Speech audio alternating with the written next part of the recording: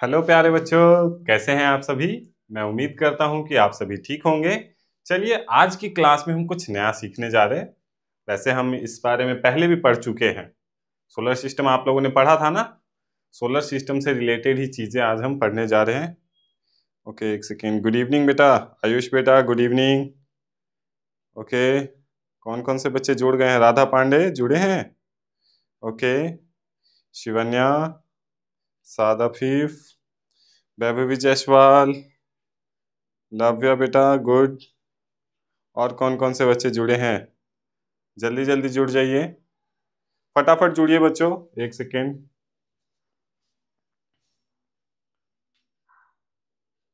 जल्दी जल्दी कीजिए, सभी बच्चे जुड़ जाइए।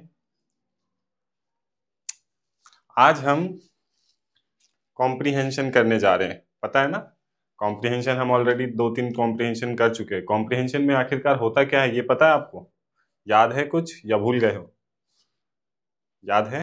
चलो, मैं थोड़ी सी चीजें आपको ना याद कराता हूं कि आखिरकार कॉम्प्रिहेंशन में होता क्या है। ठीक है। कॉम्प्रिहेंशन, वैसे आज हम सिर्फ अर्थ के बारे में पढ़ेंगे, ठीक है। ये जो कॉम्प्रिहेंशन है, इसमें अर्थ के बारे में हमें जानना है। आपको ये चीज पहले पता है कि हमारे सोलर सिस्टम में कितने प्लैनेट्स हैं? बताओ, कितने बच्चों को पता है? फटाफट एक बार कमेंट करिए तो। कितने नंबर्स है? 1 2 3 4 5 6, कितने?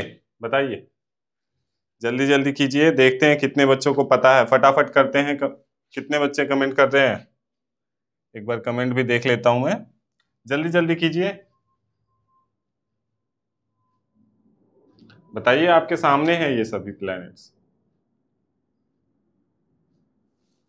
टोटल 8 प्लैनेट्स हैं। कौन कौन से? सबसे पहला प्लैनेट कौन सा है? मरकरी, है ना, जो कि सूरज के सबसे नजदीक है। उसके बाद आता है सेकंड, वीनस। ये जो है अर्थ की सिस्टर भी इसे कहा जाता है। जानते क्यों? क्योंकि ये लगभग साइज में अर्थ के बराबर ही है, इसी वजह से इसे अर्थ सिस्टर भी बोला जाता है। ठीक है। इसके बाद आता है हमारी धरती, यानी कि अर्थ। ठीक है। हमारा जो प्लेनेट है वो कौन से नंबर पे है? तीसरे नंबर पे, सूरज से तीसरे नंबर की दूरी पर है। ठीक है। इसके बाद आता है मार्स, फिर आता है जुपिटर। और ये मार्स तक जितने प्लेनेट है ये सभी सॉलिड फॉर्म में, यानी कि रॉक के फॉर्म में है। यानी कि इस पे हम अगर खड़े होना चाहें तो खड़े हो सकते हैं। लेकिन मार्स के बाद जो प्लैनेट्स है, आपको पता है वो सभी प्लैनेट्स क्या है? गैस के फॉर्म में बने हुए। ये प्लैनेट्स गैस के फॉर्म में, यानी कि आप समझते हैं गैसेस फॉर्म में, यानी कि छोटे छोटे डस्ट पार्टिकल्स जैसे धूल मिट्टी से बनी हुई। ठीक है। लेकिन वो धूल मिट्टी जब एक साथ एब्जॉर्ब हो जाते तब वो ठोस बन जाता है ना।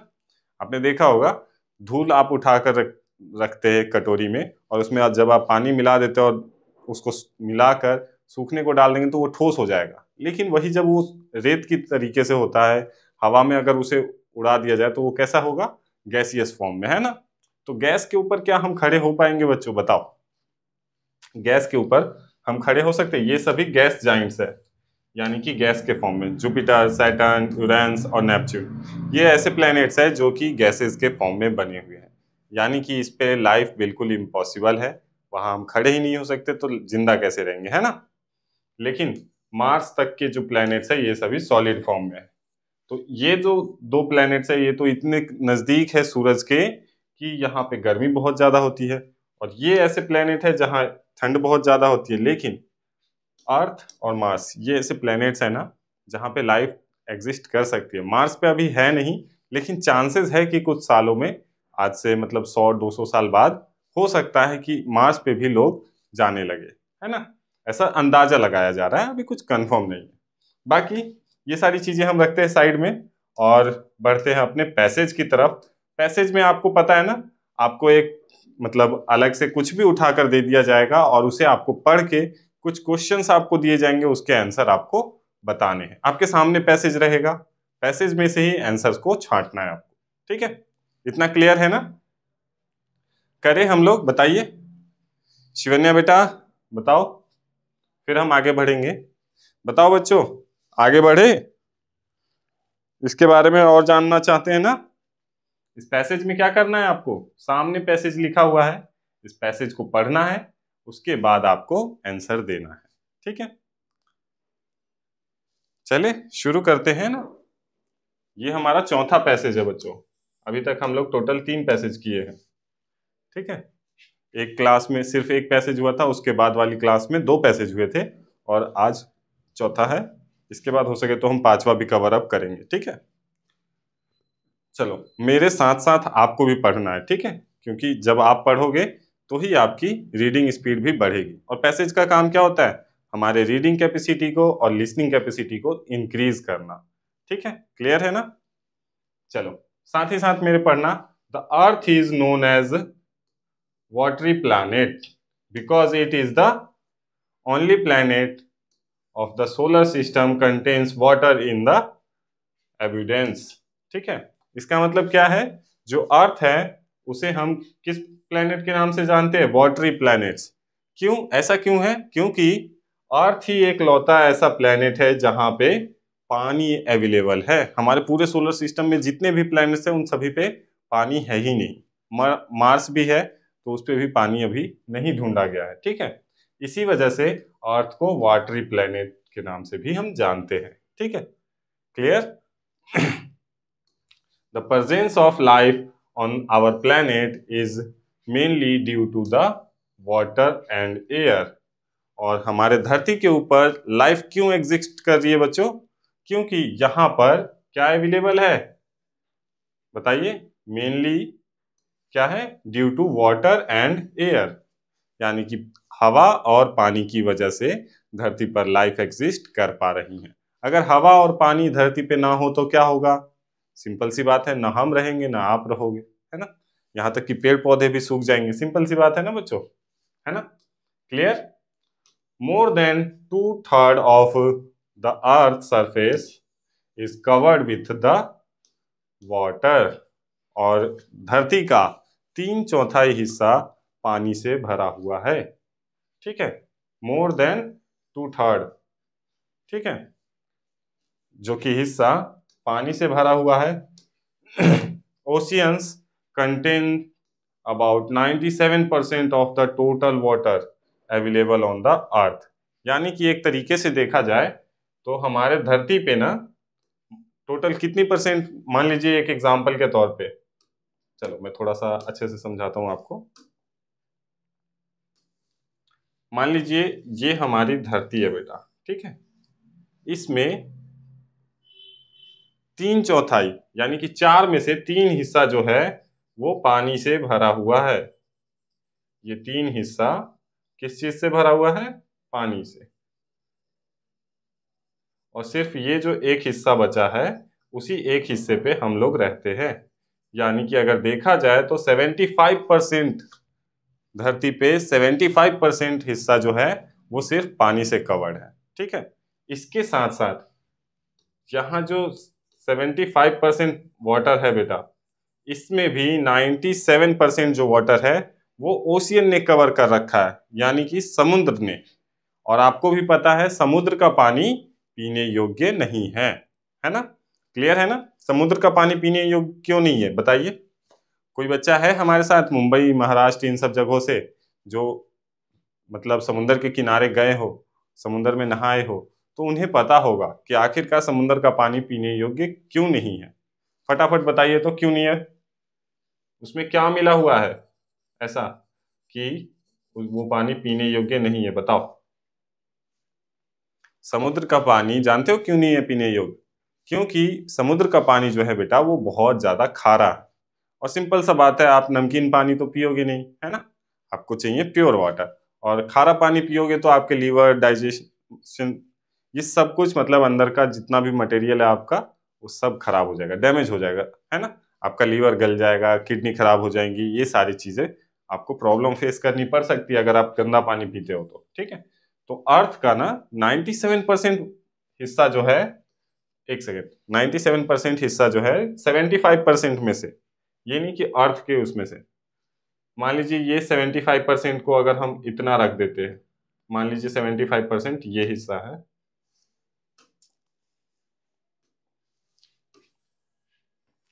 इस पानी में से 93% वाटर जो है वो सिर्फ किससे कवर है? खारे पानी से, यानी कि समुद्र के पानी से। और सिर्फ 3% वाटर जो बचा वो किससे कवर्ड है? पीने योग्य पानी की, यानी कि नदियों के पानी से या अंडर वाटर पानी से, है ना। धरती के अंदर भी तो पानी है ना। तो वो सारे वाटर्स मिलाकर सिर्फ 3% पानी है और वही पानी पीने योग्य है। इसी वजह से पानी की कमी होती है बेटा, ठीक है। इसीलिए कहते हैं पीने वाला पानी कभी वेस्ट ना करें, ठीक है। Clear? 97% of the total water available on the earth surface ocean contains, ठीक है। ये चीज ध्यान रखना है कि धरती का 97% जो वाटर है वो किसने कवर कर रखा है? ओशियन के पानी में, ठीक है, यानी कि समुद्र के पानी में। The fresh water found in the form of snow and ice on the ground and water in lakes and rivers contains from remaining 3%, यानी कि जो सिर्फ 3% हिस्सा पानी का बचा हुआ है वो किस फॉर्म में है? या तो वो बर्फ के फॉर्म में है, आइस के फॉर्म में है, ग्राउंड के अंडरग्राउंड में भी है, साथ में कुछ वाटर के फॉर्म में भी है, जैसे कि लेक्स, रिवर्स, है ना, झरने और नदियों के फॉर्म में, नदियों में बह रहे वो पानी भी पीने योग्य है और झरनों का पानी भी पीने योग्य होता है। इसके साथ साथ ये कितना है? ये पूरा मिलाकर, मतलब पहाड़ों का पानी मिलाकर, नदियों का पानी मिलाकर, अंडर वाटर पानी मिलाकर, ये सब कुछ मिलाकर सिर्फ 3% ही साफ पानी हमारे धरती पे अवेलेबल है, ठीक है। Clear? Ocean water is always saline, यानी कि जो ओशियन का पानी है बेटा वो हमेशा खारा रहता है। Hence it is not direct use to man, और ये पानी, समुद्र का पानी जो होता है बेटा, वो डायरेक्टली हम यूज नहीं कर सकते क्योंकि वो बहुत ज्यादा खारा है और उसे हम पिएंगे तो सिंपल सी बात है हमारे बॉडी को बहुत ज्यादा हार्म पहुंचेगा, है ना, क्योंकि वो हमारे लीवर को डैमेज करेगा, किडनी को डैमेज करेगा, हर पार्ट को डैमेज करेगा वो, ठीक है। It is however important as it provides the bulk of water vapor। अब आप सोच रहे होंगे कि आखिरकार समुद्र का पानी फिर भी हमारे काम आता है बेटा। जानते हो कैसे? आपने वाटर साइकिल वाला चैप्टर पढ़ा होगा, तो वाटर साइकिल कैसे होता है पता है आपको? समुद्र का पानी भाप बन के उड़ता है, आपको पता है ना ये चीज? हमने वाटर साइकिल वाले चैप्टर में पढ़ा था ये सब कुछ, कि समुद्र का पानी जो होता है बेटा वो वाटर वेपर बन के हवा में उड़ता है और जैसे जैसे वो ऊपर जाता जाता है वो पानी के फॉर्म में चेंज हो जाता है। पहले वो वेपर के फॉर्म में होता है, ऊपर जाते जाते जैसे जैसे ऊपर जाता है उसे ठंडा वातावरण मिलता है और वो वाटर वेपर से वाटर ड्रॉप के रूप में चेंज हो जाता है, वाटर ड्रॉप के रूप में, ठीक है।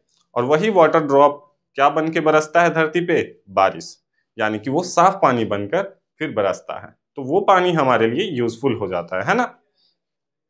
तो आप समझे कि आखिर ओशियन वाटर हमारे लिए कैसे यूजफुल है। वो सबसे बड़ा रीजन है जिसकी वजह से धरती पर बारिश होती है। अगर ओशियन ना रहा ना, बरसात भी खत्म हो जाएगा बेटा, ठीक है। That enters the atmosphere where it forms cloud, और इसी की वजह से बादल बनते हैं। क्लियर है ना इतना? ये पूरा पैराग्राफ अब आपको समझ आ गया होगा। इस पूरे पैराग्राफ में किसके बारे में बात की गई है? एक तो अर्थ के बारे में, है ना, और इसके पानी के बारे में, और धरती पे कितना पानी है, क्या यूजफुल है और क्या यूजफुल नहीं है, वो सारी चीज हमने समझा, है ना, इस पैराग्राफ में। एक तो हमने ये भी समझा कि समुद्र का पानी हमारे लिए कैसे यूजफुल है ना। समुद्र का पानी ज्यादातर लोग यही सोचते हैं कि वो हमारे लिए बिल्कुल यूज में नहीं है, नेचर ने वो बेकार बनाया। ऐसा नहीं है बेटा, नेचर ने जो भी चीजें बनाई हैं बहुत सोच समझ के हमें दी गई हैं, ठीक है। अब धरती पे अब मान लीजिए समुद्र ही नहीं होता, ठीक है, तो क्लाउड्स कैसे फॉर्म होते? ऑब्वियस सी बात है ना। सूरज की रोशनी पड़ने से आपको पता है ना, समुद्र का पानी वेपर बन के, यानी कि भाप बन के हवा में उड़ जाता है, ठीक है। और हवा में उड़ने के बाद वो कहाँ जाएगा? जैसे जैसे ऊपर पहुंचेगा वो क्लाउड्स के फॉर्म में चेंज हो जाता है, ठीक है। चलो, ये पूरा पैराग्राफ आपने पढ़ लिया। एक बार ना आपको भी मैं थोड़ा सा टाइम देता हूं, एक बार आप खुद से पढ़ो इसको, ठीक है। एक बार रिवाइज करो तो इसे, इसके बाद हम क्वेश्चंस करेंगे, ठीक है बेटा। जल्दी जल्दी पढ़ लेना आप, टाइम नहीं लगाना ज्यादा, ठीक है।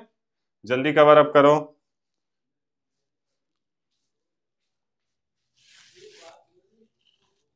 जल्दी कीजिए।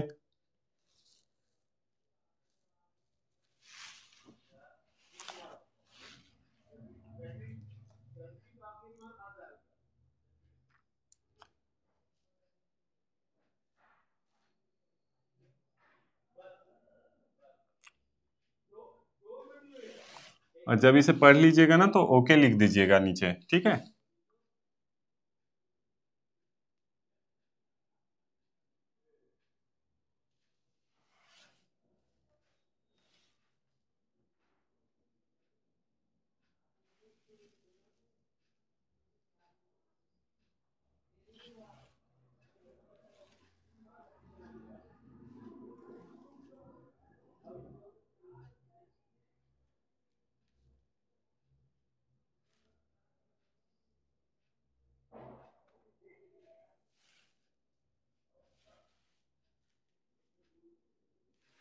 जल्दी रिवाइज करिए।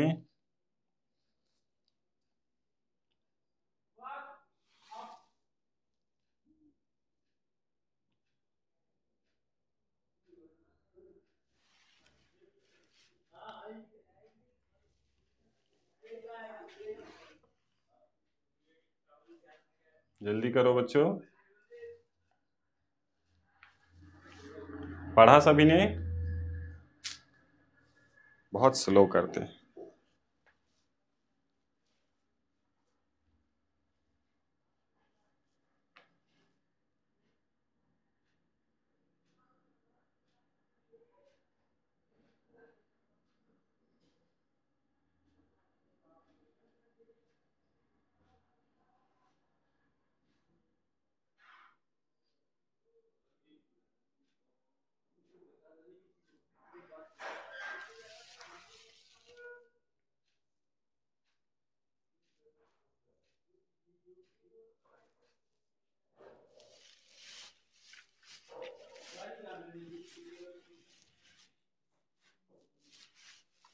ओके, कुछ बच्चों ने कर लिया है, कोई नहीं, कुछ बच्चे और बाकी है, वो बच्चे भी ओके लिखो, तब मैं आगे बढ़ूंगा।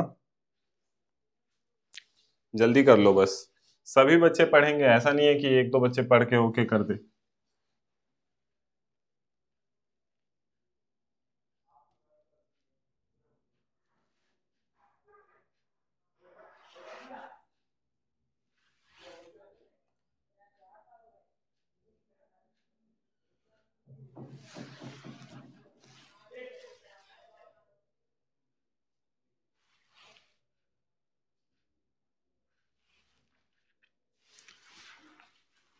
चलो, हो गया ना सभी बच्चों का? बताइए, सभी बच्चों ने इसे पढ़ लिया ध्यान से? फिर मैं आगे चलता हूं, है ना। अब आपके सामने क्वेश्चन रहेगा, ऊपर में ये पैराग्राफ भी लिखा रहेगा। अब इस क्वेश्चन के आंसर आपको देने हैं, ठीक है। क्लियर है? आपके सामने ये क्वेश्चन है, नीचे में क्वेश्चन दिया गया है और ऊपर में वही पैराग्राफ है। इस पैराग्राफ को पढ़ के आप इसका आंसर दे सकते हैं, ठीक है। आपके सामने हिंट रहेगा, क्योंकि एग्जाम में भी आपको पैराग्राफ सामने में मिलेगा, उसी में से आपको आंसर छांट कर देना होता है इसमें, ठीक है। The presence of life on our earth is due to dash, ठीक है। Good food and crops. धरती पे आखिरकार लाइफ संभव होने का क्या रीजन है बेटा, बताओ। धरती पे लोग जिंदा क्यों रह पा रहे हैं? क्या अच्छा खाना और क्रॉप्स की वजह से, good road and mount Motors car की वजह से, एयर एंड वाटर की वजह से, एंड सनलाइट की वजह से? आपको बताना है ऑप्शन ए, बी, सी और डी। चलिए एक सेकेंड, मैं टाइमर ऑन कर देता हूं पहले, है ना, वो सही रहेगा। 1 सेकेंड।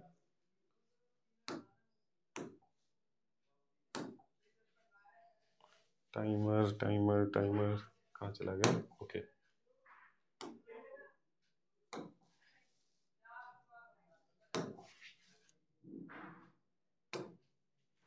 चलो आपका टाइमर यहाँ आ गया है, ठीक है।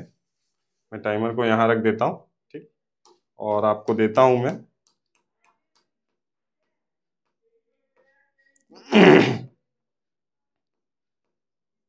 चलो 30 सेकेंड रखते हैं ना, थोड़ा जल्दी खत्म हो जाएगा। चलिए ऑप्शन ए, बी और सी और डी, बताइए कौन सा आंसर सही होगा। टाइमर चालू है, फटाफट कमेंट करिए, ए, बी, सी और डी।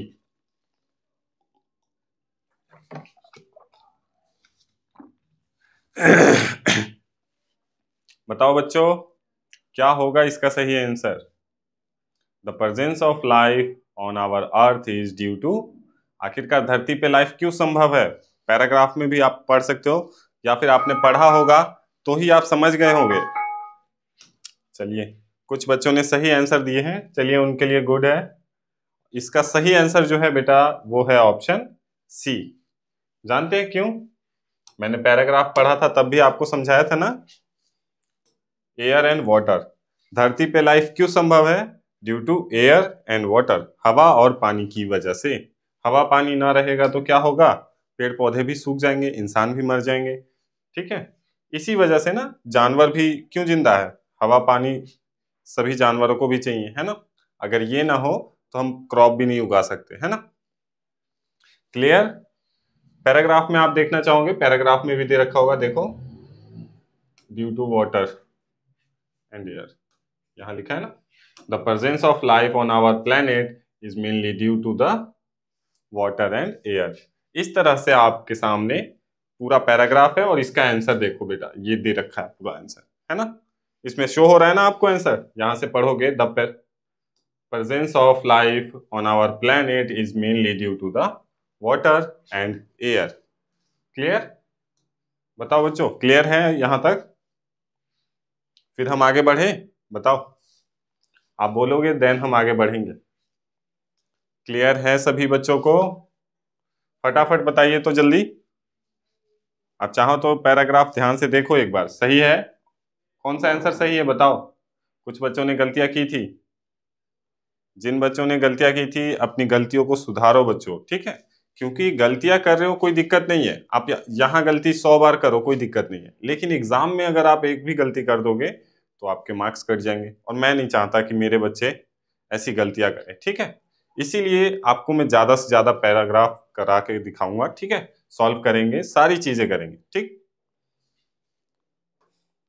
क्लियर है ना? यहां तक आप समझ गए? चलो नेक्स्ट क्वेश्चन की ओर बढ़ते हैं, क्वेश्चन नंबर 2, ठीक है। आपका टाइम में थोड़ा सा इंक्रीज कर देता हूं, 40 सेकेंड्स कर देता हूं।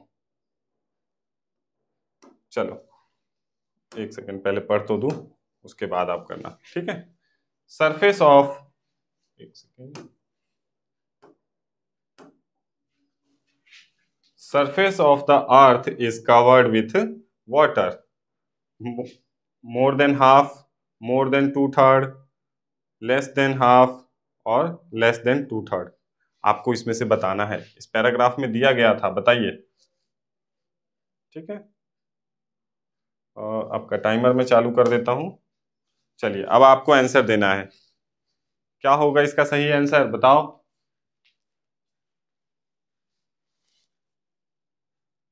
कि आखिरकार अर्थ सरफेस कितना कवर्ड है पानी से?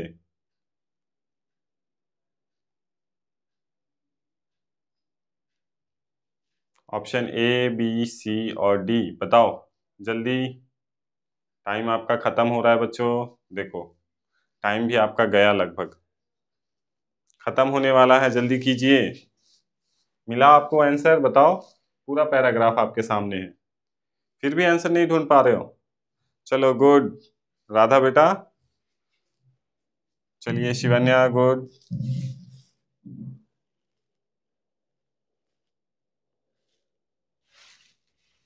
शांतनु, ओके, टाइमर आपका खत्म हो गया। चलो अब इसका मैं राइट आंसर बताता हूं आपको, पहले पैराग्राफ में ही दिखाता हूं। यहां आपको पैराग्राफ दिख रहा है, more than 2/3 of the earth surface is covered with water. अब यहाँ आपको क्या दिया गया था? Surface of the earth water, बस थोड़ा सा अलग तरीके से लिखा गया है, बट बात वही कही जा रही है कि आखिरकार अर्थ सरफेस पे कितना कवर्ड है पानी से, ठीक है। मोर देन 2/3, ठीक है। क्लियर? यहाँ आपको पैराग्राफ में मिल गया ना, मोर देन 2/3। इसी तरह से आपको पैराग्राफ में से आंसर छांटने हैं, ओके। अगले पैराग्राफ को भी आप ध्यान से पढ़िएगा और ध्यान से आंसर दीजिएगा, ठीक है। चलो आगे बढ़ते हैं।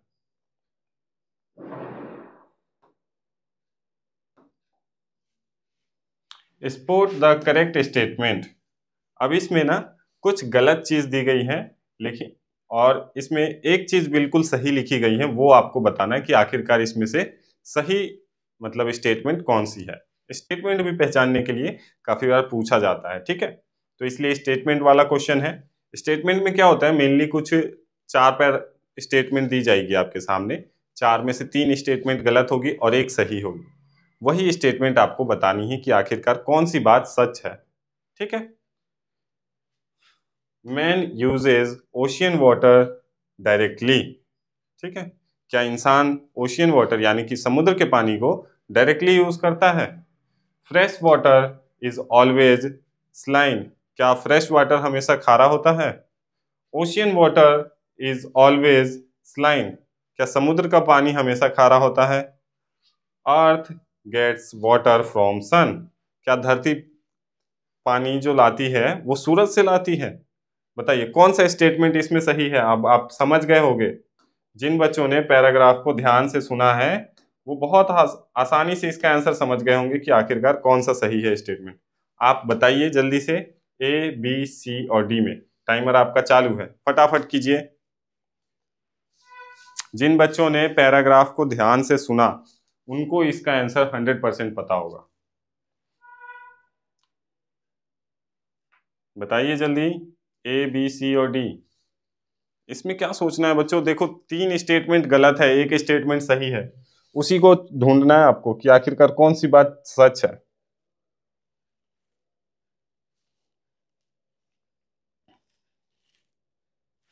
बताओ जल्दी। लीजिए टाइमर आपका फिनिश हो गया। अब मैं आपको बताता हूं इसका सही आंसर क्या है।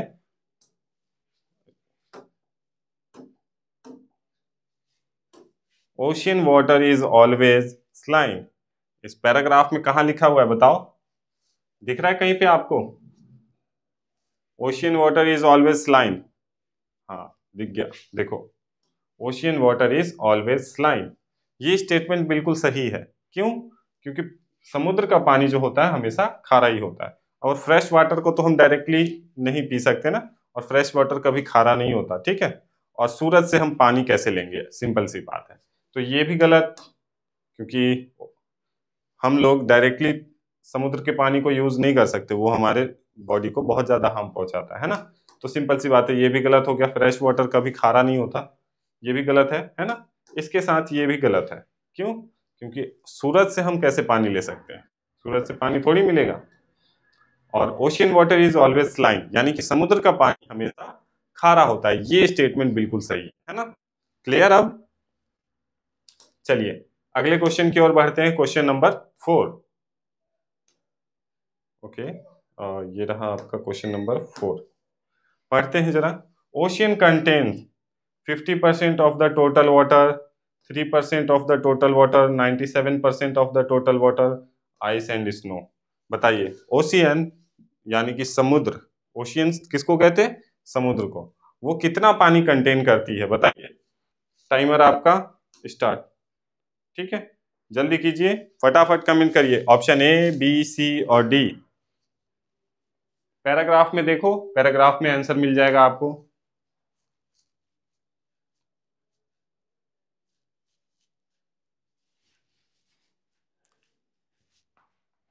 बताओ क्या होगा इसका सही आंसर।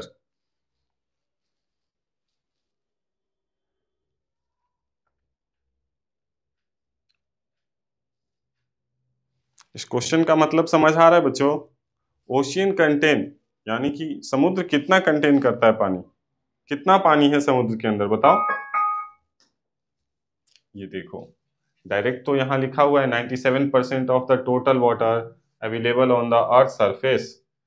यहाँ देखो ocean contain about 97% of the total water available on the earth surface, यानी कि समुद्र जो है बेटा वो कितना पानी कंज्यूम करती है अकेले, 97% of the total water available on the earth. Earth पे जितना पानी है उसका 97% यानी कि 97% पानी कौन कंटेन करता है, हमारा समुद्र, ठीक है। तो कौन सा स्टेटमेंट सही है, option C, 97% of the total water. Clear? बताइए क्लियर है यहाँ तक, कोई डाउट? किसी को नहीं होगा इसमें डाउट, क्योंकि आपको सिंपली सामने लिखा हुआ है बच्चों और सामने से आपको आंसर देना है। ठीक है, चलिए क्वेश्चन नंबर 5 की ओर बढ़ते हैं। ये आखिरी क्वेश्चन है इस पैराग्राफ का। पहले क्वेश्चन पढ़ते हैं। Which one of the following is not a synonym of abundance? इसमें से abundance का साइनोनिम कौन सा नहीं है? plenty, ampleness, lake और rich, riches। ठीक है, चलिए आपका टाइमर शुरू हो गया है, फटाफट इसका आंसर बताइए। ऑप्शन ए, बी, सी और डी। साइनोनिम वर्ड बताना है इसका, मतलब कौन सा साइनोनिम नहीं है ये बताना है आपको।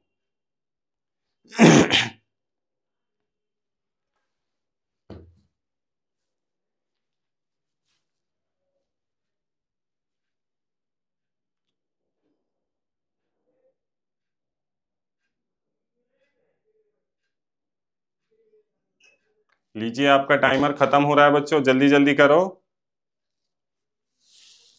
ऑप्शन ए, बी, सी और डी। लीजिए आपका टाइमर भी खत्म हो गया। इसका जो राइट आंसर है वो है लेक। एविडेंस का जो साइनोनिम नहीं है वो क्या है? लेक।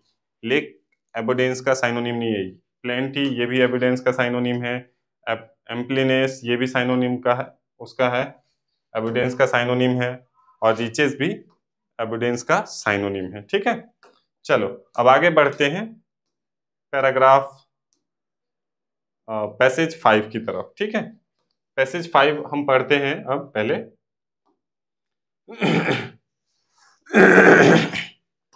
एक सेकेंड, चलो अब पैसेज 5 पढ़ते हैं हम। ठीक है, पैसेज 5 को भी उसी तरीके से सॉल्व करना है जैसे हमने पिछले पैसेज को किया है। ठीक है, पैसेज आपके सामने रहेगा, उसका आंसर आपको देना है। क्लियर? चलो ध्यान रखना। There was once a boy who would never pay any attention to his studies. एक बार की बात है, एक लड़का था जो कि कभी भी अपनी पढ़ाई को ज्यादा मतलब ध्यान नहीं देता था। कभी भी वो पढ़ाई की तरफ ध्यान देता ही नहीं था, हमेशा क्या करता होगा? खेलता कूदता रहता था। His parents sent him to the school. उनके पेरेंट्स ने उसे स्कूल भेजा, but he took to a playing on the road and did not care for the opinion of even those friends who helped him in a danger. और वो लड़का क्या करता था? जब उसके पेरेंट्स ने उसे स्कूल भेजा तो वो क्या करता था? उस पे वो हमेशा खेलता कूदता रहता था, कभी भी पढ़ाई पे ध्यान नहीं देता था, हमेशा खेलता कूदता रहता था। और उसके दोस्त अगर कुछ भी उसे बोलते थे और वो रोड पे हमेशा खेलता था। ठीक है, इसके साथ साथ अगर कोई उसे ओपिनियन देता था, यानी कि उसके जो अच्छे दोस्त थे जो उसकी केयर करते थे, ठीक है, अगर वो कभी उसे कहते थे कि चलो हम लोग साथ में पढ़ेंगे, तो भी वो कभी उसकी बात नहीं सुनता था, हमेशा रोड पे खेलता कूदता रहता था। और वो ऐसे दोस्त थे जो उनकी हमेशा मदद करते थे, उसकी मदद करते थे, लेकिन फिर भी वो उनकी बात को टाल देता था। One day a gentleman who was on the look out. एक जेंटलमैन आया फॉर अ बॉय सर्वेंट, जो कि एक क्या ढूंढ रहा था? एक लड़का ढूंढ रहा था, किसके लिए? सर्वेंट बनाने के लिए। सर्वेंट का मतलब जानते हैं? सर्वेंट का मतलब होता है बेटा नौकर। ठीक है, नौकर बनाने के लिए। Happen to a come across him, और वो आया उस लड़के के पास, और wandering all alone in the street, और वो लड़का क्या कर रहा था? अकेला उस सड़क पे घूम रहा था। ही कैरियड हिम अवे, और उसने उसको पकड़ लिया, और टू अ डिफरेंट टाउन, और उसे लेके गया कहाँ? दूसरे town. Made him a work day and night as a servant, और उससे वो पूरा दिन क्या करवाता था? काम करवाता था, और नाइट में नौकर की तरह उसे पूरा रखता था। ठीक है, now the boy repented his folly, and one day while his master was fast asleep, और एक दिन जब उसका मालिक जो था, जिसने उसे पकड़ के नौकर बना रखा था, वो एक दिन बहुत गहरी नींद में सो रहा था, तो वो वहां से क्या हुआ? भाग गया। He slipped away and after a good deal of trouble reached home, और बहुत सारी कठिनाइयों का सामना करके वो जब भागकर अपने मम्मी पापा के घर गया, ठीक है, घर गया वापस, he applied himself hard to his books, no now and roses in after life to be great man. Okay, इस पूरा पैराग्राफ में क्या समझाया गया है कि एक बार की बात है, मैं इसे हिंदी में आपको समझाता हूं। एक लड़का था जो कि हमेशा क्या करता था, खेलता कूदता रहता था। कभी भी उनके पेरेंट्स ने उसको स्कूल तो भेजा, लेकिन वो स्कूल नहीं जाकर क्या करता था, सड़क पे ही हमेशा खेलता कूदता रहता था, ठीक है। तो एक बार क्या होता है कि एक आदमी आता है जो कि उसे लालच देकर पकड़कर ले जाता है, ठीक है, और ले जाने के बाद क्या करता है, दूसरे शहर ले जाता है और ले जाकर वहां पे दूसरे आदमी को बेच देता है पैसों के लिए, ऑब्वियस सी बात है ना। और बेचने के बाद वो क्या करता है, जो आदमी उसे खरीदता है वो उससे बहुत सारा काम करवाता था पूरे दिन, ठीक है, रात में भी नौकरों की तरह काम करता रहता था वहां पे बैठकर वो अपना, ठीक है। तो एक दिन क्या होता है कि वो जो मालिक रहता है उसका, जो उसे खरीद कर रखा होता है, वो एक दिन बहुत गहरे नींद में सो रहा होता है। तो उस टाइम पे ये क्या करता है, वहां से भाग आता है अपने घर पे। और जब घर पे आता है तो उसे एहसास होता है कि यार, पढ़ाई के अलावा हम लोग अगर खेल कूद में अपना टाइम वेस्ट करते हैं तो कहीं ना कहीं हमारी ज़िंदगी बहुत डिफिकल्ट हो जाती है इन फ्यूचर, है ना। आप खुद सोचिए, आज की डेट पे अगर आप नहीं पढ़ोगे तो बड़े होकर क्या करोगे, कुछ भी नहीं, है ना।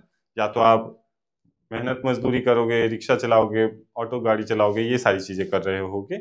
लेकिन अगर आप आज की डेट पे अच्छे तरीके से पढ़ लेते हो, आप अपना जो भी गोल है आपका वो चीज़ हासिल कर लेते हो, है ना, आपका एम जो भी है, डॉक्टर बनना, आईएएस बनना, आईपीएस बनना, कुछ बच्चों ने हमें वीडियोस भेजी थी तो वो हमने देखा था, आपका सपना बहुत बड़ा है। सपने को हासिल करने के लिए ना आपको बहुत मेहनत करनी है, ठीक है।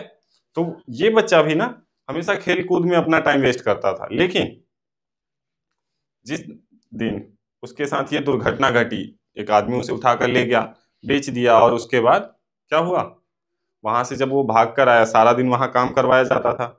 यहाँ उसके मम्मी पापा क्या करते थे, उसे हमेशा पढ़ने के लिए बोलते थे, लेकिन जब उसे काम करना पड़ा तब उसे एहसास हुआ कि यार, इससे अच्छा तो पढ़ाई था, है ना, मैं पढ़ाई कर लेता तो ज्यादा अच्छा था, मुझे इतनी मेहनत नहीं करनी पड़ती, है ना।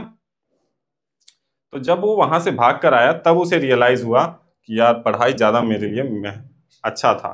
तो उसके बाद उसने अपनी जिंदगी को चेंज किया और हमेशा उसने अपना अटेंशन बुक्स की तरफ दिया, और अब वो बहुत अच्छा इंसान बना और आगे जाके ग्रेट मैन बना, यानी कि सक्सेसफुल पर्सन बना, ठीक है। क्लियर। पैराग्राफ आपको एक शॉर्ट में मैंने आपको समझा दिया। चलिए अब इसके कुछ क्वेश्चंस हम करते हैं, ठीक है। चलो, आपके सामने क्वेश्चन रहेगा और यहाँ पे आपका टाइमर रख देता हूं मैं, ठीक है। और सबसे पहले हम क्वेश्चन पढ़ते हैं। Who took to playing on the road, a servant, a boy, parents और जेंटलमैन। बताइए, सड़क पे आखिरकार कौन हमेशा खेलता रहता था, बताओ। ऑप्शन ए, बी, सी और डी। बताइए, सड़क पे हमेशा कौन खेलता रहता था।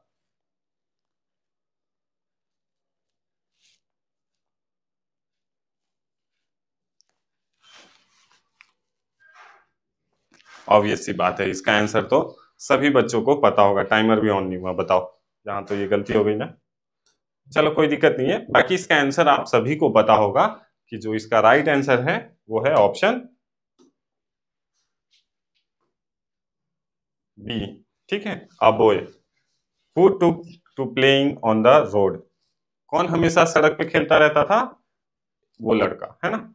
अ बॉय, यहाँ दिया गया ना, a boy who will never pay attention to his studies, his parents और school, but he took to playing on the road. लेकिन उसके पेरेंट्स ने उसे स्कूल तो भेजा, लेकिन वो हमेशा सड़क पे खेलता रहता था। क्लियर। चलो आगे बढ़ते हैं क्वेश्चन नंबर 2 की तरफ, ठीक है।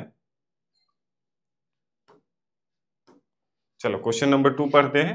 Who helped him in a danger, friends, parents, gentleman, a boy servant. बताओ, कौन उसकी हमेशा मतलब मुसीबत में मदद करता था।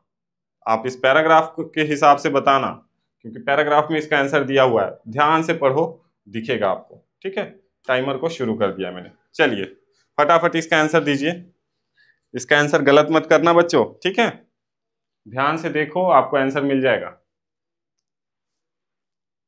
मिला किसी को आंसर? बताओ। मुझे तो मिल गया, आप बताओ आपको मिला या नहीं मिला। मैंने देख लिया इसका आंसर, आप लोगों को नहीं दिखा? बताइए। Who help in him in a danger, किसने उसकी, कौन उसकी मदद करता था हमेशा उसके, मतलब मुसीबत में उसकी, बताइए। जब भी वो मुसीबत में होता था तो उसकी मदद कौन करता था? लीजिए आपका टाइमर खत्म हो गया। अब मैं बताता हूं, उसके दोस्त, है ना, देखो यहां दिया है ना, friends who help him in a danger. ठीक है, कौन मदद करता था? उसके फ्रेंड्स। ठीक है, क्लियर? पैराग्राफ में आपको दिख रहे हैं ना यहाँ, friends who help him in a danger. चलो क्वेश्चन नंबर 3 की तरफ बढ़ते हैं। क्वेश्चन नंबर 3 पढ़ते हैं पहले। What did the gentleman make him to do day and night? Play, study, work और स्लीप। जब उसे एक इंसान उठा कर ले गया तो वो उससे क्या करवाता था पूरा दिन, दिन में और रात में क्या करवाता था? अगर सिंपल सी बात है ना, उस बच्चे को जब वो इंसान उठा कर ले गया और जिस इंसान ने उसे खरीदा, वो इंसान क्या करता था? क्या उससे बोलता था कि जाओ तुम पूरा दिन खेलो, ऐसा बोलता था क्या? या फिर पढ़ने को बोलता था, या फिर काम करवाता था, या फिर हमेशा बोलता था कि तुम सो जाओ, ऐसा बोलता था? बताओ कौन सा आंसर सही होगा? फटाफट आप आंसर दो। ऑप्शन ए, बी, सी और डी। थोड़ा कॉमन सेंस है, मैंने मतलब इस स्टोरी को भी समझाया आपको, तो भी आप समझ पाओगे। इसका आंसर बताओ। जो जेंटलमैन था वो उससे क्या करवाता था पूरा दिन और रात? दिन रात क्या करवाएगा? सिंपल सी बात है, अगर आप किसी को लेकर आए घर पे, काम करने के लिए ही लेकर आओगे ना, है ना? बताओ, वो इंसान भी उसे क्यों लेके गया था? सोने के लिए तो नहीं ले गया था ना, या फिर पढ़ाई कराने के लिए तो नहीं ले गया था? बताइए फिर क्या करने के लिए ले गया था? क्लियर है ना सभी बच्चों को? चलिए कुछ बच्चे सही कमेंट कर रहे हैं। ऑप्शन सी यानी कि वर्क। वो जेंटलमैन उसे किसके लिए ले गया था? अपने काम करवाने के लिए, है ना? दिन रात उससे नौकरों की तरह बर्ताव करता था, घर में काम, झाड़ू पोछा यही सब करवाता होगा, है ना? क्लियर? तो आप लोग भी समझ सकते हो ना, हमेशा अपने मम्मी पापा की बात माना करो। ठीक है, चलो क्वेश्चन नंबर 4 की तरफ बढ़ते हैं। क्वेश्चन नंबर 4 में क्या है? The word use in the paragraph for not awake is. Not awake is जो पैराग्राफ में दिया गया है वो किसके लिए यूज इन अ पैराग्राफ, किसके लिए यूज हुआ है? अस्लेप, फॉली, ट्रबल और वॉन्डरिंग। बताइए। ऑप्शन ए, बी, सी और डी। मैंने आपको बताया था ना, आपको इसका आंसर ढूंढना पड़ेगा, पैराग्राफ के अंदर ही दिया होगा। बताइए जल्दी जल्दी, बताओ बच्चों।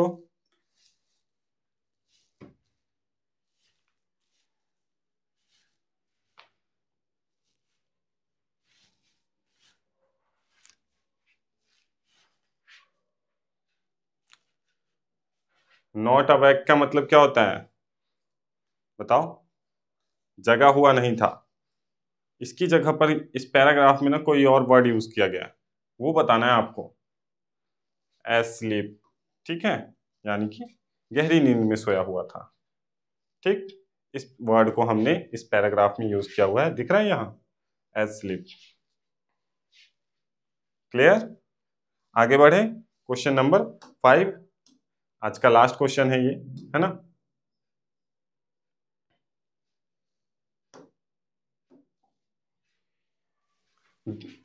क्वेश्चन नंबर 5 को पढ़ते हैं। The opposite gender of the word gentleman is. अब जेंटलमैन का अपोजिट क्या होगा ये बताना है आपको, यानी कि एंटोनियम्स, ठीक है। अपोजिट वर्ड बताइए, जेंटलमैन का अपोजिट क्या होगा? ऑप्शन ए, बी, सी और डी। ऑप्शन ए क्या है? जेंटल वुमेन, लेडी, जेंटलमैन और मैडम। बताओ क्या होगा इसका सही आंसर? अपोजिट बताना है, सेम नहीं। जेंटलमैन का अपोजिट क्या होगा? बिल्कुल सही, गुड। ऑलमोस्ट सभी बच्चे सही आंसर दे रहे हैं, जेंटल वुमेन। क्लियर है? इसी के साथ आज हमने 2 पैराग्राफ कवर अप कर लिए हैं। इसके बाद हम लोग तीसरा पैराग्राफ भी करेंगे, लेकिन आज नहीं, अगली क्लास में, ठीक है। तीसरा पैराग्राफ हमारा थॉमस एडिशन के बारे में। थॉमस एडिशन के बारे में तो जानते ही होंगे, ये बहुत बड़े साइंटिस्ट थे बेटा, ठीक है। इस पैराग्राफ को आज नहीं करेंगे, हम अगली क्लास में करेंगे, है ना। आज की क्लास आपको समझ में आई, ये पूरा पैराग्राफ आप समझ पाए होंगे कि आखिरकार पैराग्राफ क्या होता है, ठीक है। यही चीज आपको क्लियर करनी है और हर रोज कुछ ना कुछ प्रैक्टिस करते रहना है। आपको रीडिंग और लिसनिंग ये कैपेसिटी आपको इंक्रीज करनी है, ठीक है। क्लियर? चलिए, इसी के साथ आज का हमारे जितने क्वेश्चन थे वो सभी समाप्त हो चुके हैं। बाकी हम लोग दोबारा से मिलेंगे अगली क्लास में और फिर से एक नए पैसेज को हम कवर करेंगे, ठीक है बच्चों। यहाँ तक आपको सारी चीजें क्लियर हो पाई? बताओ फटाफट। और ये भी बताइए, आपको पता है ना कि एग्जाम्स जो है वो नज़दीक आ चुके हैं, अभी फाइनल डेट अनाउंस नहीं हुई है। और जैसे ही एडमिट कार्ड आएगा आपका, आपको क्या करना है? अपना एडमिट कार्ड सबसे पहले मुझे शेयर करना आप, ठीक है। मेरा हेल्पलाइन नंबर आपको पता है ना, कौन सा है नंबर? मेरा मोबाइल नंबर आपके पास है या नहीं? आप सभी अपनी कॉपी में नोट डाउन जरूर कर लेना।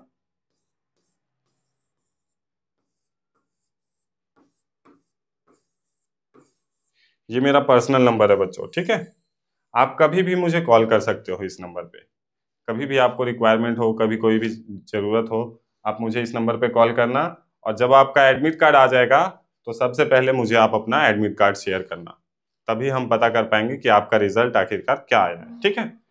क्योंकि एडमिट कार्ड से ही आपका रिजल्ट का पता चलेगा, ठीक है। क्लियर? सभी बच्चों को ध्यान रखना है। अभी एडमिट कार्ड आए नहीं है, जैसे ही आएंगे सबसे पहले आप मुझे शेयर करना वो नंबर, मतलब एडमिट कार्ड, ओके। और एग्जाम के लिए जी जान से मेहनत करो। अमित सर भी आपको अच्छे तरीके से पढ़ा ही रहे होंगे। मैथ्स का सिलेबस कंप्लीट हो चुका है ना? ऑलमोस्ट कंप्लीट हो चुका है, अब रिवीजन चालू हो जाएगा, ठीक है। अब ये 2 महीने जो बचेंगे, 1-2 महीने, इस पूरे महीने में हमको क्या करना है? सिर्फ रिवीजन, ठीक है। अब क्वेश्चन पेपर हम शुरू करेंगे, पुराने सैंपल पेपर हम अब सॉल्व कराएंगे आपको, ठीक है। उसके लिए रेडी रहिए। और रीजनिंग में तो चल रहा है आपका सैंपल पेपर ही सॉल्व कराते हैं सर, ठीक है। चलिए, बाकी मुलाकात करते हैं हम लोग अगली क्लास में, ठीक है। बाय बच्चों, मिलते हैं ना, ठीक है।